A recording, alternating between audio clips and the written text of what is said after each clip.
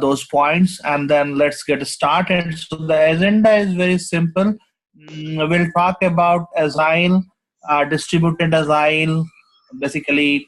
Also, the moment Agile gets distributed, the scaling requirements come up, and then what are the different challenges, the sample approach, which we generally adopt in projects to overcome the challenges, and then we'll also talk about key enablers and a little bit of difference between Scrum and Kanban. Then moving on the DevOps side, one of the key enabler for Agile software development practice, as we know, is the DevOps practices. There is some noise from somewhere. Can you mute yourself?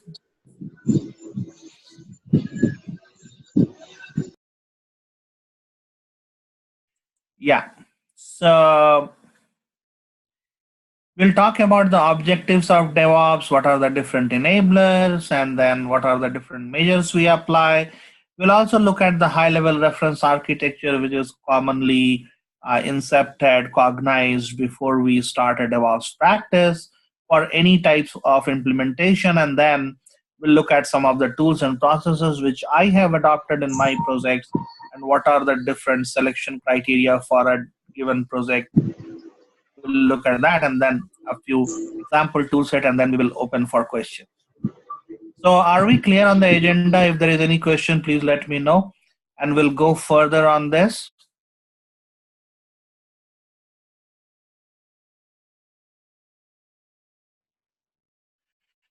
Okay.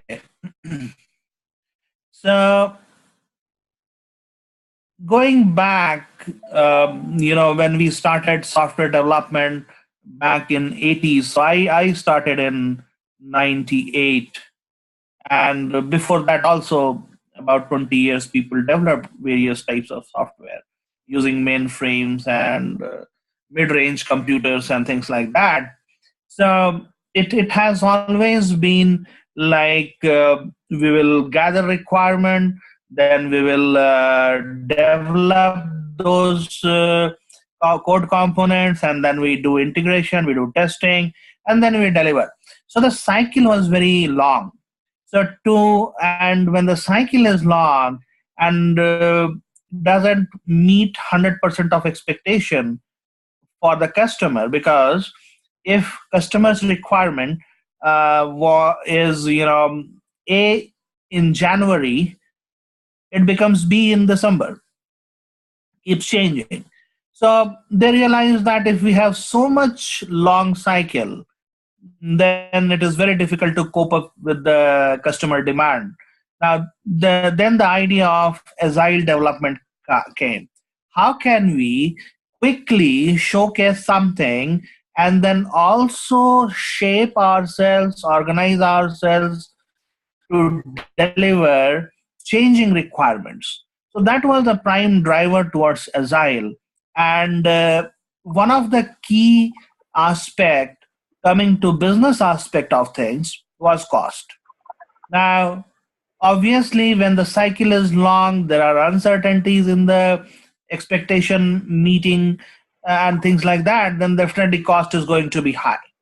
So that is where Agile came into being, and then it promoted iterative and incremental approach to software development.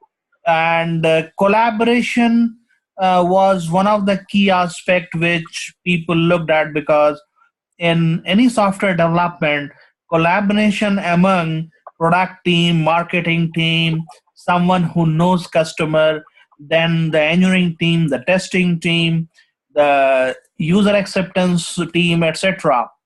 So how we can collaborate with different types of teams with different views towards certainty of a software function being delivered to customers. So that was one key aspect. Then that was required to produce high quality, cost effective software in a definite manner and also address the changing needs. So this is a kind of summary for Agile. What do you mean by Agile? It brought simplicity, it brought stability, and there are a lot of other advantages you can see. So this I'll share after the presentation. I'll share this. So we basically brought certainty into delivery, and we also brought down the cost of realizing a software function being available for a customer. This also, so the other aspect of it is iterative learning. So if learning cycle is 1 year, then definitely it's going to be very costly to apply that learning into the next software cycle. So if the cycle is small, like 2 weeks, 3 weeks, 1 month, then iteratively a team can learn what did we do well, what we learned, how can we do better, and how quickly we can apply them into the next cycle. And the summary, the bottom line of all these practices is, did the customer get what he asked for, what he paid for? So that's the basic idea around this. So when we talk about distributed agile, so in our ecosystem of delivery,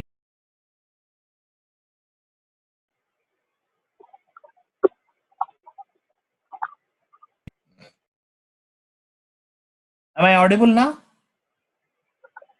Yeah, now you're audible. Okay. I don't know why I was muted by host. Okay. So actually, I was So, trying to mute Aviral, but somehow I clicked okay. W. So go ahead. No problem. Sorry. Then that's perfectly fine. So if we look at our software development ecosystem across different enterprises, we have people sitting all over the globe. So there is a product management team sitting in the US or in the UK or India. Then development team will be somewhere else, and they are also multi-located. Then planning team will be at a different location, and the testing team will be at different. So it's a quite distributed location kind of system where people keep communicating, need to communicate and collaborate to deliver something which is meaningful. So there is something called Agile Manifesto. Maybe you guys are aware of it. You can go to agilemanifesto.com or just Google Agile Manifesto. So it says that we will focus upon, we realize the value of individuals and interactions more than processes and tools. And the old method of developing a software and keeping a comprehensive document around it, like if you look back some 20 years or 30 years back, when Oracle was founded, they used to release software. They would give you disks, compact disks, and along with that they will give you a big thick book, Oracle reference. And those books were actually 7 or 8 in numbers, and you would receive those books over postal this thing, and then it will be posted to you, and then you'll receive the hard copy. And to read that was a tough task. So working software delivery is more valued than comprehensive documentation. Customer collaboration is more valued than contract negotiation, and responding to change is more valuable than following a plan. So the whole requirement of Agile, and when it pictures itself in a distributed environment, it looks like we are working in a global scenario, different time zone, different locations, honoring one particular workable, high quality piece of software for the customer. Now, there are certain guidelines of distributed Agile. So the guidelines are, we should have economic view. So the cost is very important factor. How do I optimize my cost of doing business? Systems thinking rather than any other thought process which could be unsystematic. Planning change right from the beginning. That is one of the guiding principles, that we should plan for change. We should be ready for change. We should not complain like, hey, customer again changed the requirement. This is a common, expression among all the software engineers and software professionals. Customer keeps changing the requirement, so you should embrace the change. So that is what is the, at the fundamentals of being agile. Then incremental building, faster learning cycles. We should have objective milestones, optimal delivery in batches, not everything in one go. We should do in small chunks, which is meaningful, which is useful for the customer, and customer can realize value early in the cycle rather than waiting for years to realize a simple thing. Then cross domain planning. So this is one very important aspect. Like, there are different domains of thoughts. There are different views which gets composed towards building different components and aspects of a software. One domain could be a user experience domain. Second could be an engineering domain. Third could be a marketing domain, demands domain. Fourth could be competition domain.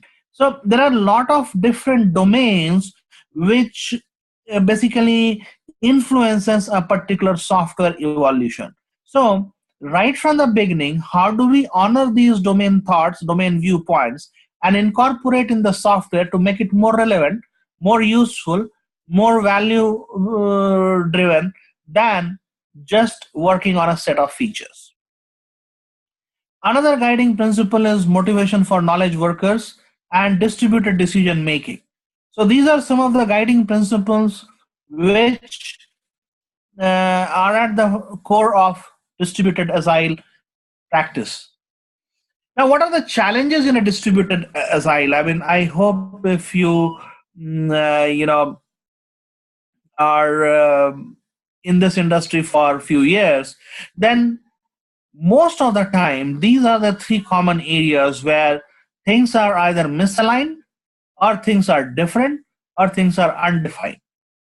Now, misalignment, big picture is misaligned. So testing team thinks something different, dev thinks different, product marketing thinks different, and that goes to the the fundamental gap which gets created right in the beginning. So different people are driven with different objectives to accomplish a particular thing. Solution approach among teams, that is misaligned. Then timelines are misaligned. There are dependencies. So suppose a particular functional team is developing something, and then there are dependencies from other teams who are developing core components, server components. Those are misaligned, so they do not understand the requirement. How do they integrate? How do they interact with each other in runtime? Both are developing, but their dependencies are unaligned, so they do not know how to wind up or how to stitch it together to make it work. And then later on they struggle. The preferences are misaligned, priorities are misaligned, and all that leads to where are we in terms of delivery, that gets misaligned. Another challenge is different. People are in different locations, they have different working hours, they have different holidays, they have different cultures, different activities they have, and then different preferences and different system behavior. So everybody's system behaves in a different way. Somebody will be using a different set of operating systems, or different types of interface, or different kind of mechanism to run a particular piece of software, and things like that. So everybody is different. So we have to basically understand these challenges and see what would be the best approach to align them. And then the bottom line is the undefined part, the functional expectation. Product marketing team, they think that it has to be functionally this way, whereas the engineering, somebody unmuted and then there is an echo. So non-functional expectation. Now, more than functional expectation, non-functional expectations are the ones which needs to be looked into. Now, what are the non-functional expectations? The performance is one non-functional expectation. Then security is another one, then user experience. So these are some of the non-functional expectations which are usually not defined, and that becomes another challenge. Different people use different processes and different tools as they evolved in an organization in a particular location. So they all have different tools, and then they do not integrate well with each other, or they have different types of limitations. And the way people collaborate, that is also undefined most of the time, creating a challenge in a distributed design environment. Let me give you an example. Now, if I have a team, let us say server team and client team. Now, server team in India interacts with server team in the US, and they share file over FTP. Client team in India interacts with client team in US, and they share files with each other over Google Drive. So the collaboration method itself is different. Somebody sends an email to share a file.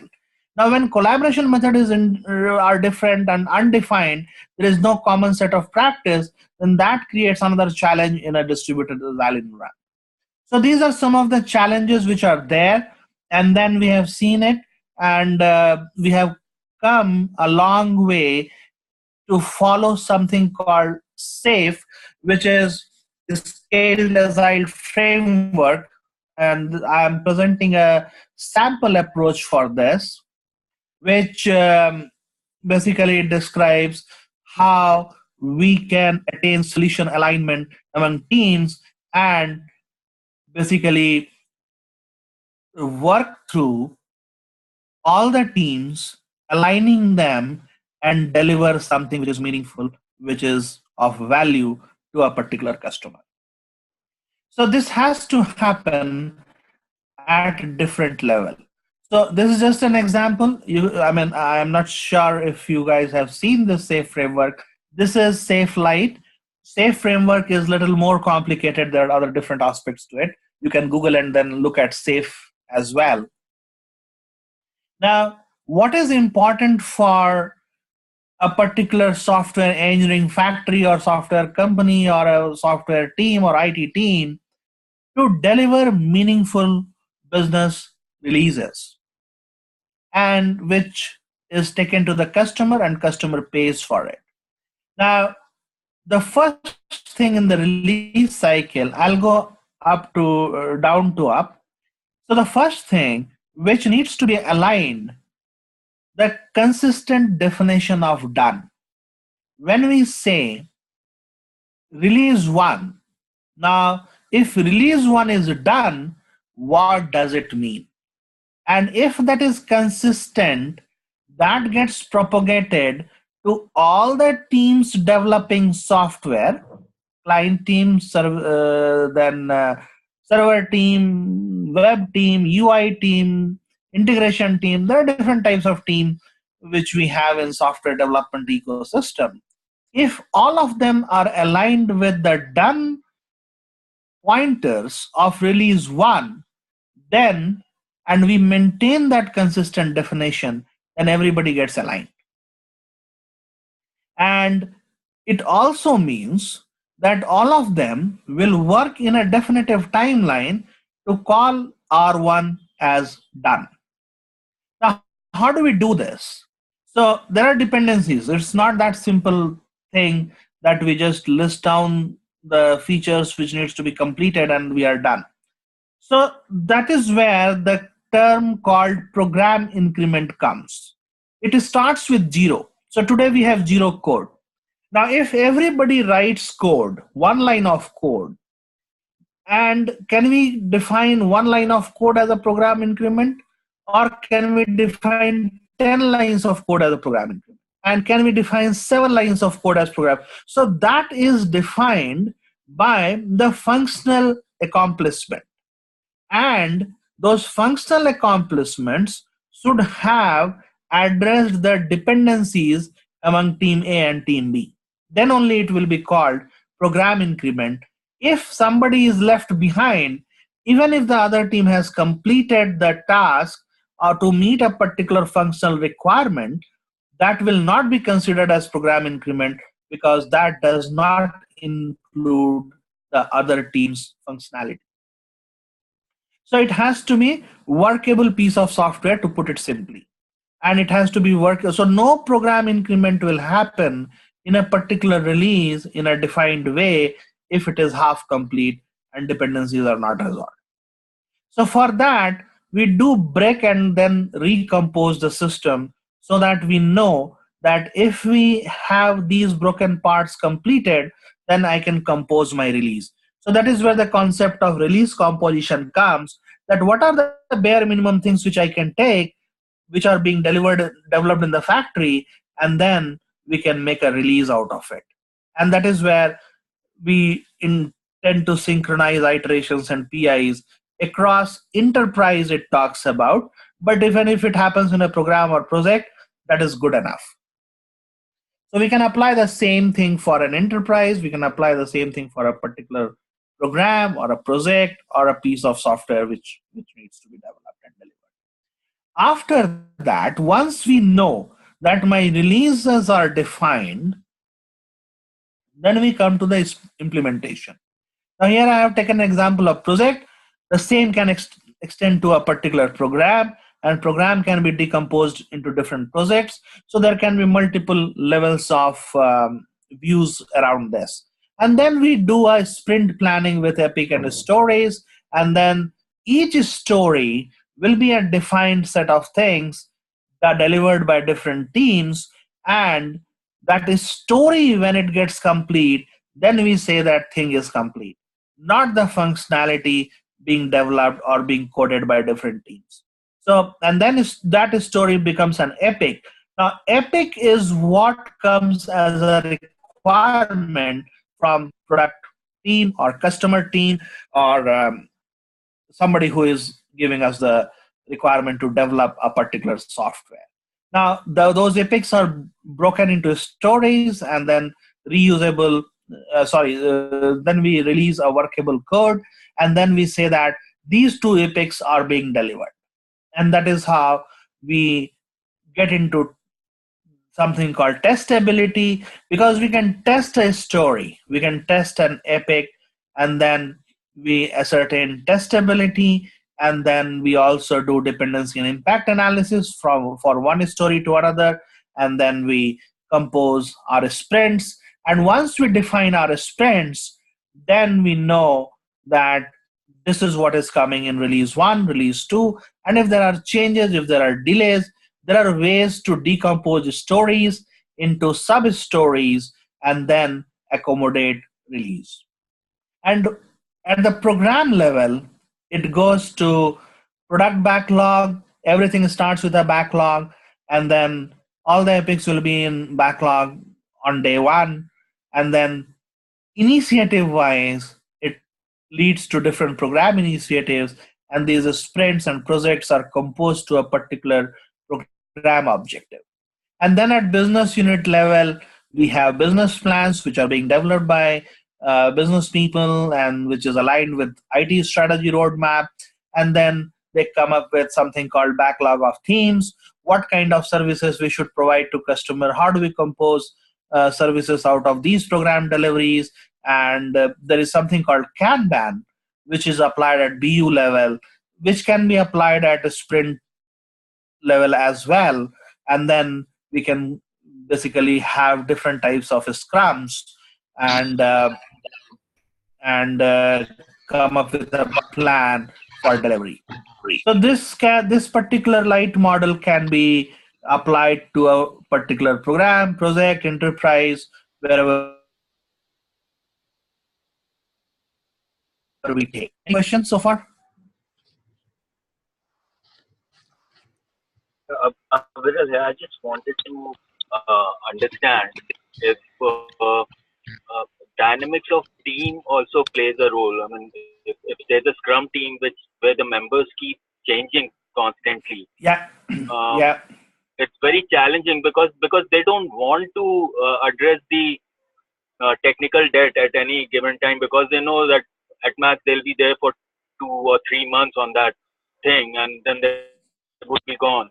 So how do we address something like that, okay. So especially if it is see, happening on the vendor side? right. So that is mostly on the risk management side. That's a risk which we are talking about. Now, that is why we have composition up to story level. Now, typically, the sprint cycle is 2 weeks. Now, if people are leaving within 2 weeks, if we do not have visibility for even 2 weeks for someone, then we have a different challenge. But if as long as we have visibility for 2 weeks for somebody, and that's why that comes into an HR policies and practices to give at least 1 month notice, or on both the sides, right? If somebody is leaving or somebody is asked to leave, both the side there is 1 month gap. So that's why the sprint cycles are 2 weeks usually.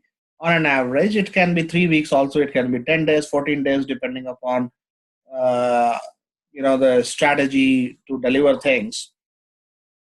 So that much of visibility would be required. If that visibility is not there, suppose somebody is leaving abruptly and then he is gone, then that goes into the backlog and is taken over in the next sprint.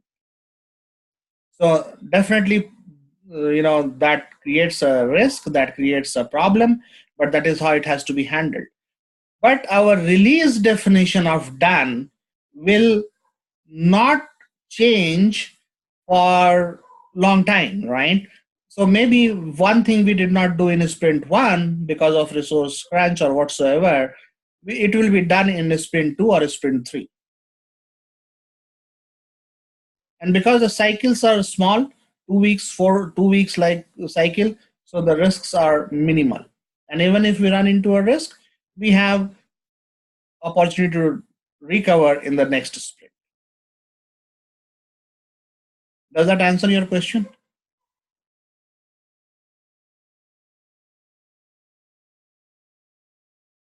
Hello?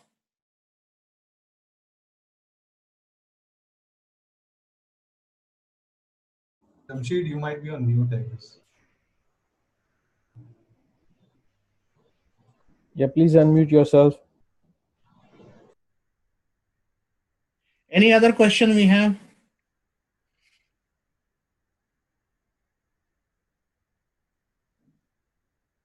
Okay. So we'll go ahead. So I used a term called Kanban. So there are two terms. One is Scrum, one is Kanban. So if we look from delivery cycle, the Scrums are usually 2 weeks sprints. So they have Scrum model, enforces kind of thing that we should not have more than 2 weeks sprint. However, Kanban is little flexible on that. So there is a continuous flow, and we can have it 10 days, we can have it 15 days, as and when things get delivered. So if you remember from the last one, consistent definition of done, in Kanban method, if things are done earlier, we can release earlier. If someone is leaving the team and we are in trouble, we can extend it 2 days or 4 days or whatsoever, maybe a week, to ensure that things are complete, and then we release to the customer. On the release methodology cycle, there is a continuous delivery. So that's why the concept of continuous integration and continuous delivery came, so that we are not dependent, or we do not introduce too much of risk when one person or two person leaves the project. However, in a Scrum model, what happens is at each of each and every sprint is approved, and then only it is delivered. And that approval comes from the product owner. So that particular thing is not there if we follow Kanban. Now, roles are defined in a Scrum, which is not defined in Kanban. So that creates another flexibility. We do not have too many roles played by people like product owner, Scrum master, development team, and all that. We know that who is doing what, roles are defined, but there is no such force to have existing roles which is proposed by Scrum. We can have a agile coach, we can have a Scrum master as well, and we actually can have a separate person or same person playing that role and things like that. Now, in a Scrum model, the velocity is very important because the lengths are defined. However, in Kanban, the cycle time is important. Cycle time to complete the particular delivery objective. That is very, very important. Scrum is like every 2 weeks we have to deliver. So just imagine if we have to deliver something every 2 weeks, no matter whether it is complete or not complete, if there are risks associated in the project like people leaving or something not procured in time or some technical complexity involved, still we have to deliver every 2 weeks. So that creates little havoc in the team, which has little bit of dynamics around composition. However, in the Kanban thing, cycle time is more important for delivery. Like, suppose if we say that to deliver these features, we took 3 weeks. So we can plan that every 3 weeks we can consume this much, so that with a gap of say 2 or 3 days, we can recover and then still deliver the complete functionality rather than rushing towards delivery. And change philosophy in the Scrum model, it follows this backlog process, and then teams basically they do not make any effort to make changes to the forecast. So if a sprint is decided, everybody will follow the sprint. Even if there are changes, they will not accommodate it. So that is a little bit of fixed approach. In Kanban, it can happen any time. So that offers a lot of flexibility in terms of changing customer environment, changing requirements environment, and things like that. So we don't have to basically marry to a 2 week philosophy. However, both have advantages and disadvantages, and some of the places I have seen they have flexed both, kind of morphed into Scrum ban kind of thing. But most of the Agile practices where they are initially developing Agile practice, they have followed a Scrum model, then Kanban, and after some maturity, they get into Kanban.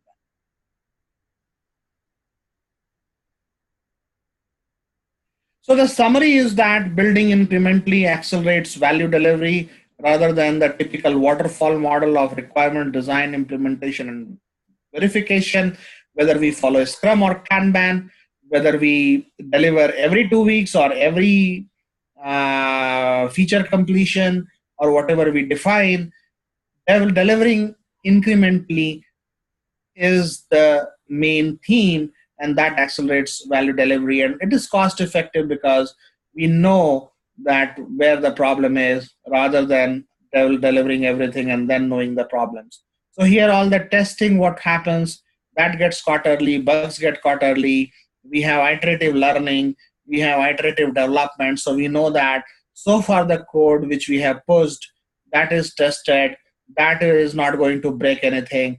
So we know that where the problems could be. So if it comes in the third sprint, the problem will be in whatever we have developed in 2 weeks rather than whatever we have developed in last 6 weeks.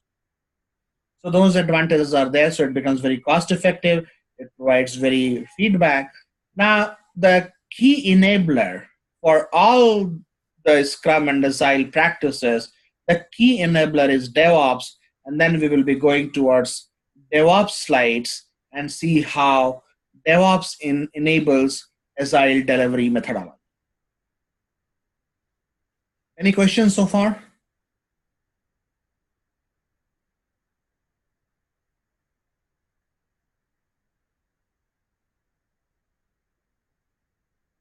Am I audible, Chintan?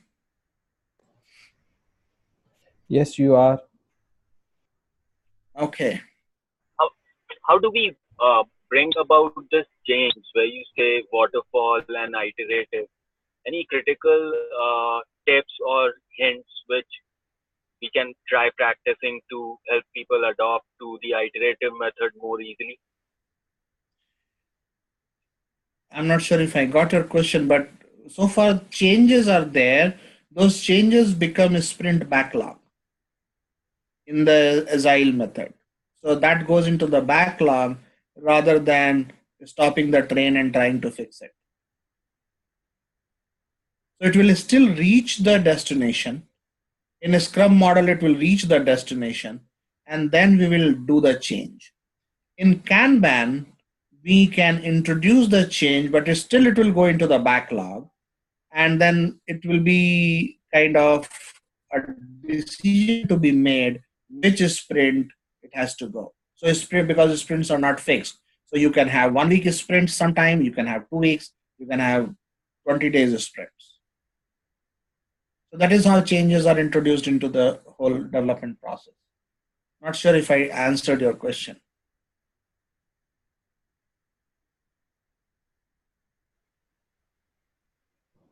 So, Aviral, is that you wanted to understand the transition from waterfall to these models? Yes. Yes, I mean, just some kind of hints which people who are in, who have experienced it and have seen working, that, I mean, there's a huge paradigm shift required when people move from waterfall to iterative method.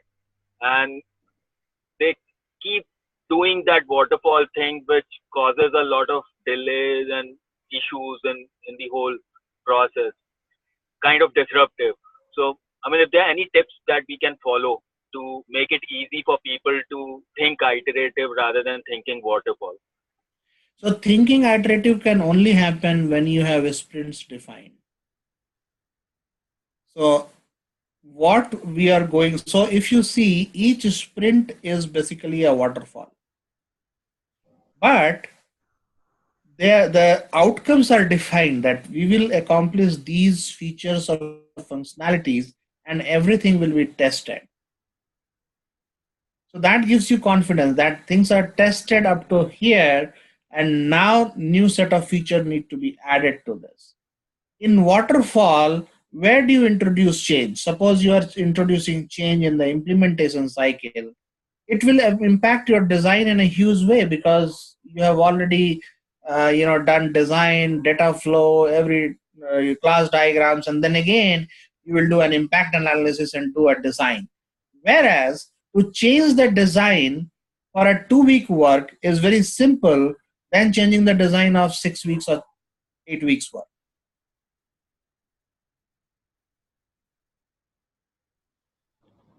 So that way you can Yeah. actually. If I may narrate Aviral's question once again, he would like to understand what are the key things to be taken care when you are migrating a project from waterfall to a agile environment.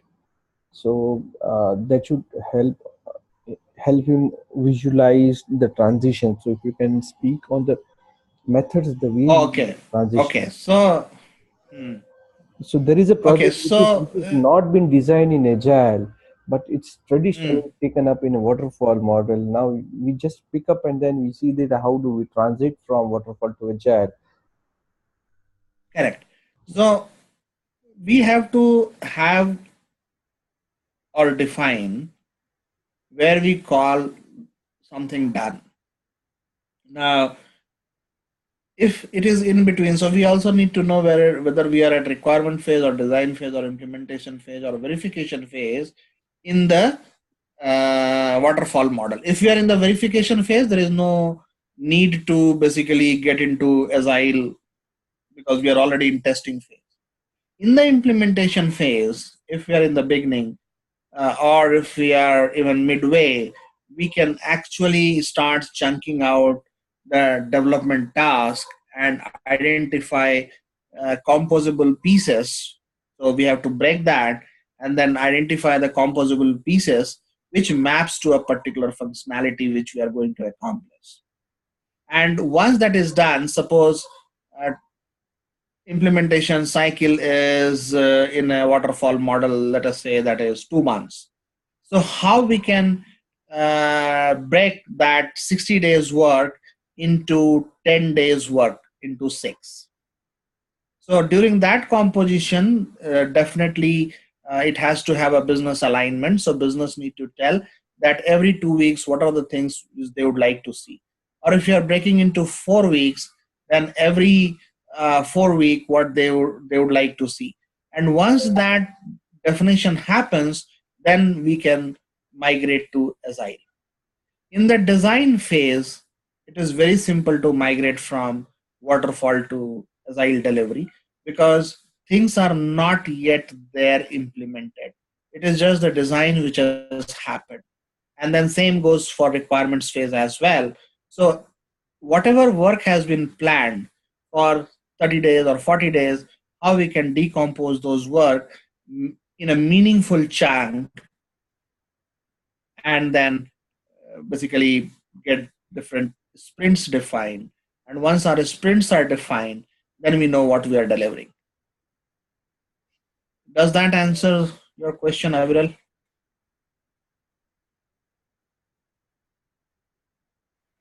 Yes, definitely. Yes. Thank you. Okay, great. So now we'll come to DevOps. So DevOps is built using two words, development and operations. It has got less to do with technology. It is not something we can buy. It's basically a cultural change and a mindset change. Of course, in the entire DevOps cycle, the coding, building, testing, deployment, and monitoring happens. So everything what we do in terms of development and operations that happens. However, it's more of a cultural thing than a tool set or a methodology or a practice which we can enforce into software development cycle. So it impacts people, it has to do with processes, and it has to do with tools. And once put together, it also has to do with how these people, processes, and tools collaborate and align themselves towards an objective delivery, which is the prime theme of Agile development in an iterative way. Now, the objective of DevOps, so DevOps is all about automation. And how can we optimize development and operation collaboration? Because if you see in a typical scenario, development team will say that it has been developed, I have tested it, it works, and integration testing is also done. But when it reaches ops team, the deployment team, some people call it infrastructure team, some people call it IT ops team. So when it reaches that team, then the problem starts. And how do we minimize those problems and how do we optimize the collaboration among these two teams? That is one of the objectives of DevOps. Of course, faster and predictable delivery is another objective, continuous activities and customer getting in time when they expect it as per the Agile manifesto, as per the Agile approach. So that needs to be honored.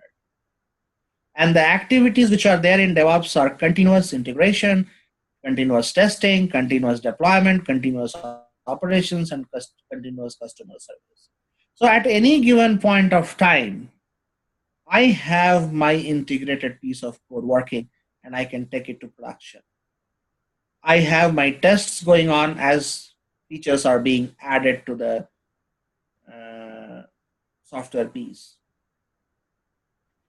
I can deploy the moment I know that this feature has been delivered or developed, and then operations and service.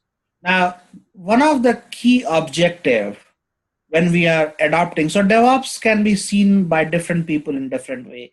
I don't know in the DevOps journey where you guys are.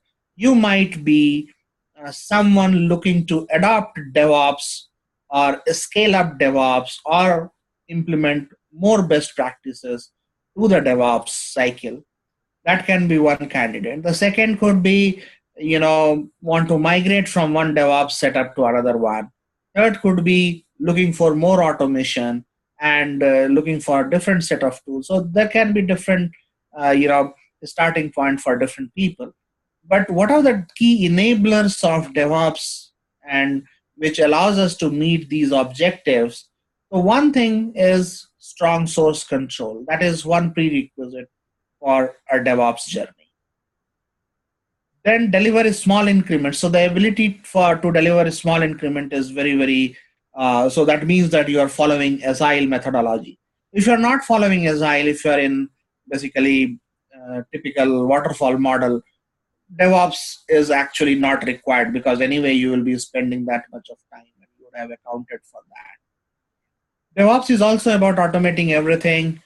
If we are, the more we automate, the more precision we get in delivery and deployment.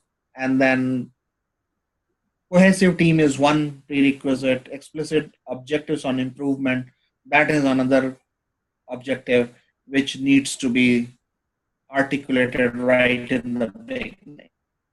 Now, what are the features we are looking when we talk about these DevOps objectives? We want effective, repeatable release process for UAT, pre-production and production environment. Anything which goes beyond dev and QA. We should have ability to create, destroy, and replace environment at any time without causing service disruptions. Central management of change lifecycle. Any backup and disaster recovery scenario should be supported. And the solution, DevOps solution should be vendor agnostic because when we are doing a vendor migration, we are in Solaris world, we want to go to HPUX, we should be able to go. We are in AWS cloud, we want to go to Azure, we should be able to go. So these are the features which people look for when we look for an ideal DevOps environment or process or practice. Now, there are certain things which needs to be measured in the entire life cycle. So there is a term called continuous DevOps, and the prerequisite for that is a quality sprint. Each and every sprint having zero defects. So that becomes a baseline. So everything is tested, everything is measured, and the defect is zero. And we keep repeating this cycle ever and ever again. That ability brings us to continuous DevOps capability.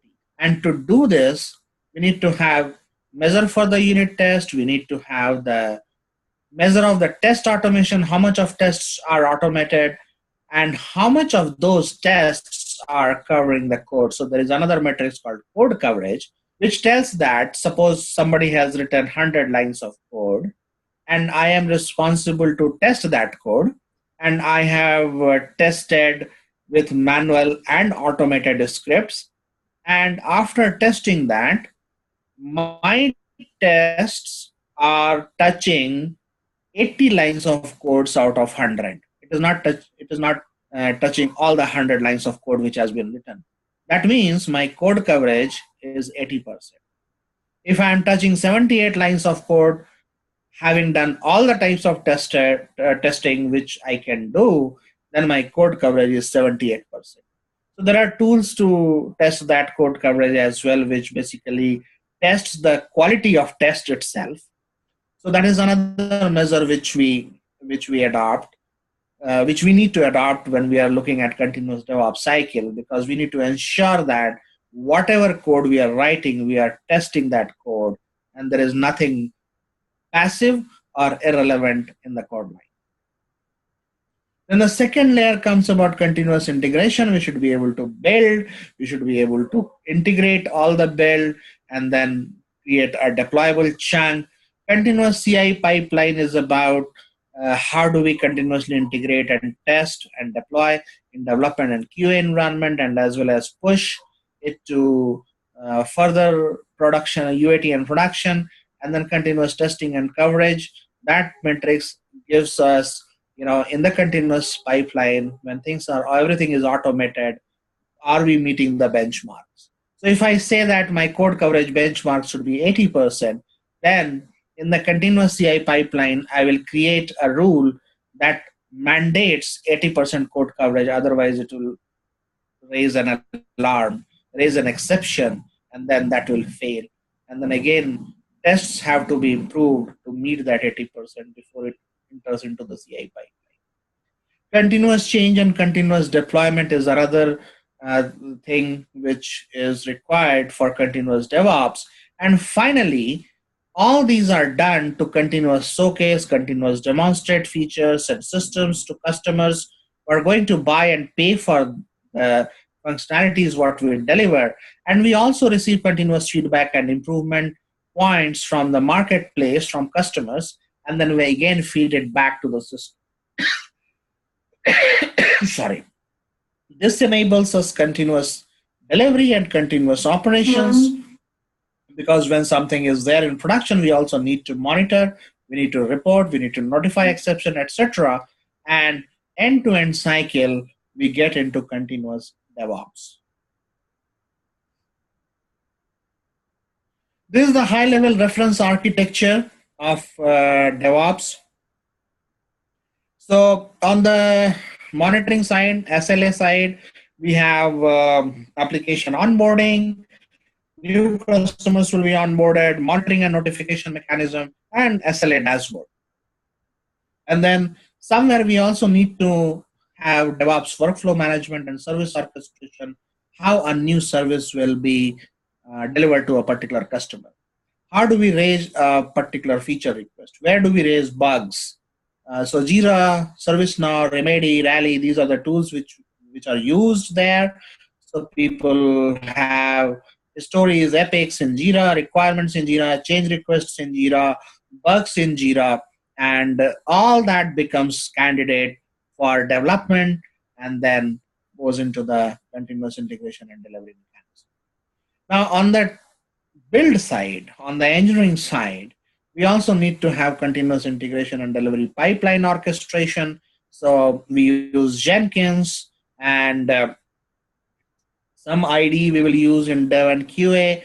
It could be Eclipse or something like that. So finally, if you look at the life cycle from source code management, build packaging, code quality coverage, unit integration testing, functional UX and QA, basically user experience testing and functional testing, system and performance testing, setting up environment and deployment, and then predictive monitoring and analytics. So this end-to-end basically depicts the DevOps cycle and the tools which we use at various places. So for source code management, we use Subversion or Jet or Bitrocket or some Bitbucket, something like that. For build and packaging, we have Ant, we have Maven, we have Nexus. For code quality and coverage, we have SonarQube, we have Jacoco code coverage, we have Clover. For unit and integration testing, we use unit testing framework. It could be a custom framework based upon XML, JSON, and things like that. It could be HP, Mercury, or it could be some framework which allows us to do unit and integration testing. For functional testing, we have test data generator, and there are other tools by CA. For system performance, we use JMeter. This is just an indicative list of tools based on Java stack. And if it is .NET stack, some of the tools you will have TeamCity or Team Center, which is by Microsoft. And there are other tools provided by Microsoft and other providers as well. For environment setup and deployment, we can use Ansible. For configuration management, Chef, Puppet. And then for log analysis and monitoring, we can use Nagios, Splunk. There is another tool called CheckMK. If you go on proprietary side, it could be IBM Tivoli, HP OpenView. So there are different enterprise systems for monitoring and analytics and reporting as well to ensure SLA. So this is a high-level reference architecture. So if you are into DevOps journey, you want to set up a DevOps practice, or you want to improve upon DevOps, these are the different areas where we can look into, and this is a comprehensive view of that. So one example I wanted to share, which we are using, which we use quite extensively in our projects. I have been using this stack since last 5-6 years in different projects. So we have multiple code lines, multiple teams delivering, sitting at different locations, where we leverage SonarQube for code analysis, JUnit for unit testing, and JIT for source code repository. Then it comes to the build cycle, where development, build pipelines are there, and development artifacts are deployed and tested. We have a dev server farm, and there we use Jenkins and Maven. And then we have automated test scripts, which is custom. And then once the build is there out, then the testing team does the integration testing. To manage the binaries, the builds output which are there, and to manage their versions, we also use JFrog. Ansible is something which allows us to automate things end to end, irrespective of the tools and the platforms what we use. And the final deployment target is AWS, where things are deployed by ops team. So if you look from 5 and 6, that is the ops responsibility, and up to test, it is dev responsibility. And then the scripts are there, delivered to ops team, and then they undergo the same cycle, and then they deploy the artifacts into UAT and prod. And once everything goes right in UAT, it is pushed to prod for final release to the customer. So this is just an example. You can have a similar example, based upon the tool set and the development environment and the different types of requirements you need to honor.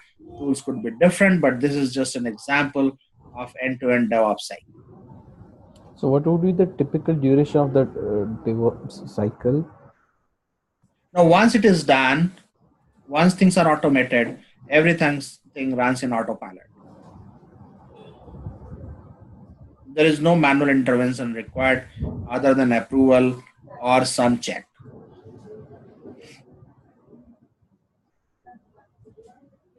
No, so I guess I'm not able to. Are you saying how much time it requires to set these up? Not setting up. I mean, typically when we say that, okay, fine, the cycle for Scrum is 2 weeks and Kanban is a continuous delivery. In DevOps, what would be the kind of time span per sprint? Maybe end to end, everything is automated, then half a day, including manual checks.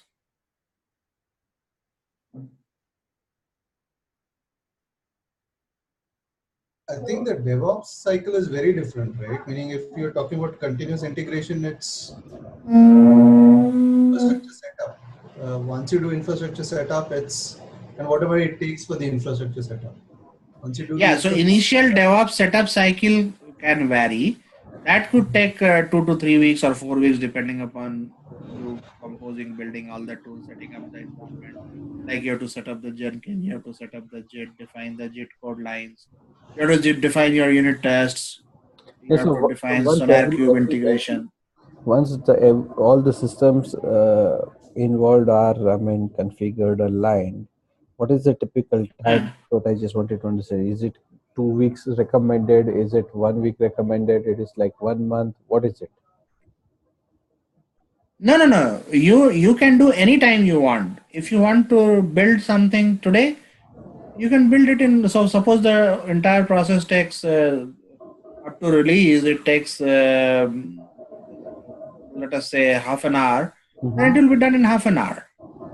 Okay, got it. Fine. So this is user dependent, right? Yeah. It depends upon you. Now, suppose you want to do dev build and dev deployment only, that will be done in whatever time the script takes. It takes, suppose, let's say 10 minutes, so it will be done in 10 minutes. Now, if you want to integrate that with test build deployment and test environment also, another half an hour. So like that. So it is dependent upon your command, or if you integrate everything in a robotic way, which we are working on these days, then anytime you change the code, within half an hour, it will be in production. It's up to you. How do you want to define that process? Right. I think there is a confusion here. So I think there is what I'm hearing from the audience is a different question. We have to divide the question into two parts. One is what is the duration that is generally expected when you want to set up all these 6 phases that you're describing here, right? That is the infrastructure side of the question. And the second is what is generally required after the infrastructure is set up, how much time does a DevOps need to devote on a day-on-day basis? I think we will. Okay, I got it. I got it. Let us say for infrastructure setup, the first part of the question, to set up all these things, it typically takes a week or two. I'm assuming that you have all the software available, you have infrastructure in AWS available to set things end to end. It takes about 2 weeks. After that, let us say you are in development phase and people are developing left, right, center, and then every 2 weeks you have a sprint release. Now, every day, development will do development build and they will do unit testing. So that will be on an ongoing basis, maybe 10 times a day or 5 times a day on their local machines. But when it comes to integration testing, usually it is done once a day. So at the end of the day, you will have nightly build. And usually test builds are weekly build. So testing team, they can do 3 days, they can do 5 days, whatever they want. But typically they do 1 week. So whatever you developed in last week, they will test. So every sprint there will be 2 end-to-end integration testing. So they define their timelines for 2 weeks, and then for them the DevOps process will be once a week kind of phenomena Okay. for So 1 hour or half an hour. so it can be customized based on the business environment and the need, right? Yeah, yeah, Okay, yeah. got it. But I'm telling you, typically, if your sprint is 2 weeks, usually testing team gets into DevOps process once a week. Okay, okay. Fine, let's move on. And just to complete the thread, so for once the testing is done for UAT, usually we deliver every 2 weeks. So for UAT, every 2 weeks there will be a deployment cycle which will be done, and same for production. After the UAT is passed or successful, then you push to production. So every 2 weeks the whole cycle will run at least once.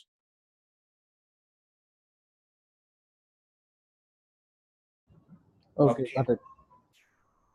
So one key thing in DevOps cycle and practice is how do we select a tool?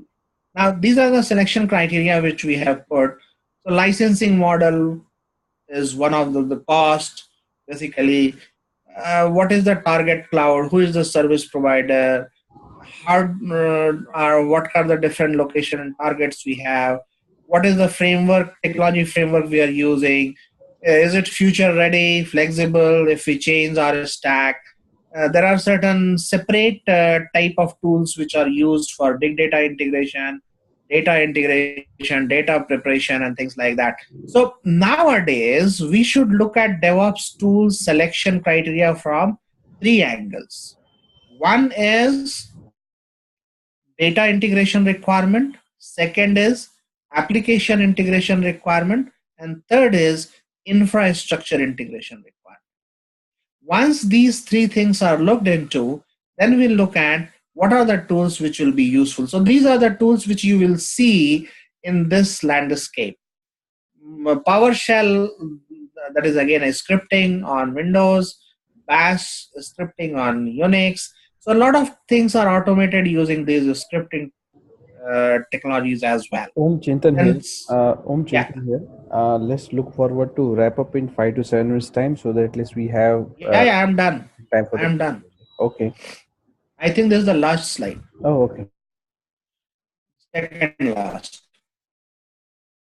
Then we have tools like Puppet, Chef, which provides excellent mechanism to do configuration management, container management, pushing the changes and things like that. Jenkins is the integration server where you again basically write the scripts to integrate to ensure that your code quality is met by integrating into SonarQube. So it integrates with different other tools and frameworks as well to ensure that the builds are of quality.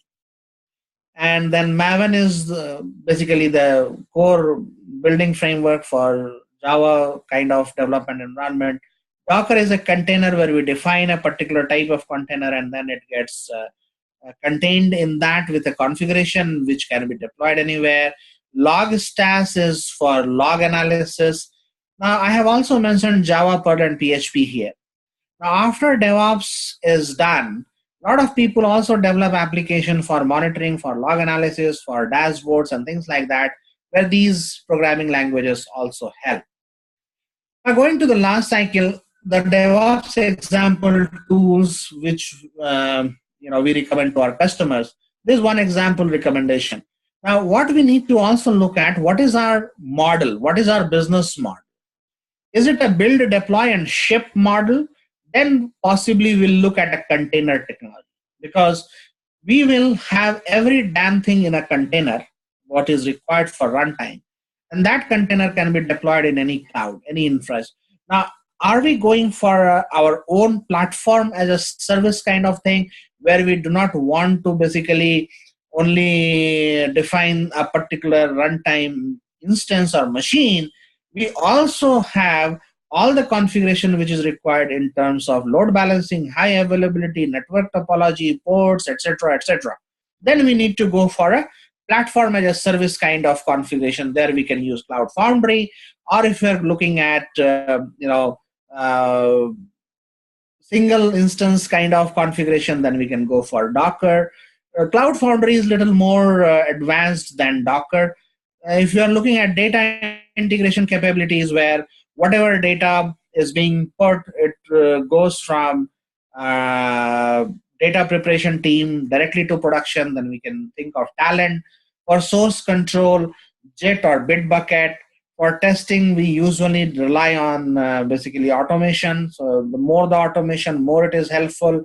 For code coverage, we use Clover or Spark base when there is a big data kind of framework. And then end-to-end automation, it is Ansible, which is very useful. We can do a lot of automation using Cell as well. And then Jenkins, we already talked about, and IDE could be Eclipse based. Now, the bottom line of all this is, in my experience, last 6-7 years of working with various DevOps tools, we need to script the flow. It has to be handwritten script. Either that script is within the tool, either the tool provides you a combo box where you populate the script and then write the script and it is maintained within that tool, or you write a script which is outside the tool to accomplish a particular DevOps automation. All the tools provide different types of options. So it is very, very useful to understand that no tool provides everything which comes out of the box and you just open it and use it. The scripting capability is a must. What I have also found in my experience is that Ansible is very useful in end-to-end automation for different types of use cases. It is applicable in different IT ecosystem. It offers a lot of control, a lot of configurability, a lot of customizability, ease of use, and things like that. And also helpful in migration scenario where we are migrating either data or application or the whole cloud itself. So like from AWS to Azure. So those kind of scenarios, Ansible gives a very powerful mechanism to handle things.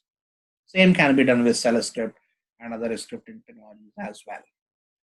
So that's about DevOps. So thank you. Now I am open to questions.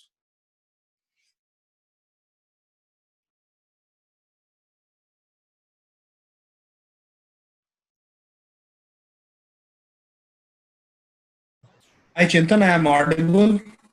Yes, you are audible. Let me unmute all so that at least. Okay, guys, feel free to ask questions. Thanks, Om, for this informative session. Really, this was really, I would say, hadn't it been taken, we wouldn't have taken time to understand and explore DevOps.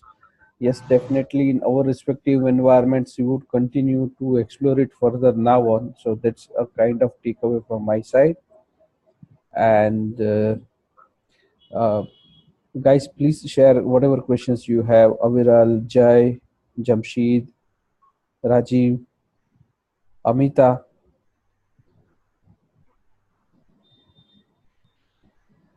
Yeah, okay. Amit has a question. What kind of certifications so he's a project manager, and as a project manager, Mhm. what kind of certifications you advise uh, for him in the domain of DevOps? Okay, so as a project manager, the more the certification should be on the Agile side than DevOps side. I have not come across any DevOps certification as such, but there are certain certification for different components like AWS. If people want to use AWS as an infrastructure, then there are AWS certifications, which is a cloud administrator or a cloud developer or a cloud engineer. So those certifications are there. Then for different like Ansible, there are few certifications provided by few people, a few companies, and there is no other as a whole certification on DevOps so far I am aware. On the Agile side, definitely there are safe Agile expert or manager. So those safe certifications are there, and Agile related certifications are there.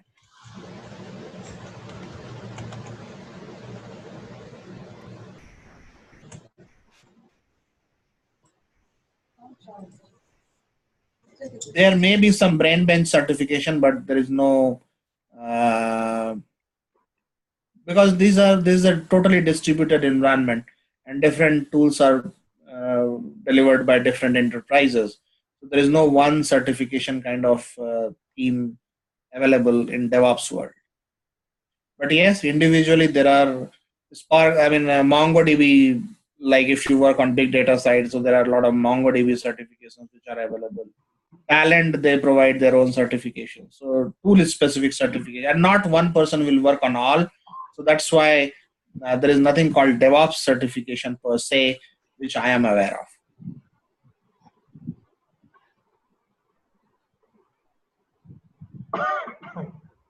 But tools is specific, yes. Yeah, I think it's because it's very technology heavy, right? I mean, what you're Yeah, saying in terms of DevOps, this every slide is like technology heavy. Git, Talent, yeah, Docker, Cloud Foundry. I mean, each of these have their own like training courses in general, and correct, you correct. end up having to invest a lot of your time just getting through all these details. No, and it is not useful for one person to learn everything. You know. Right, right.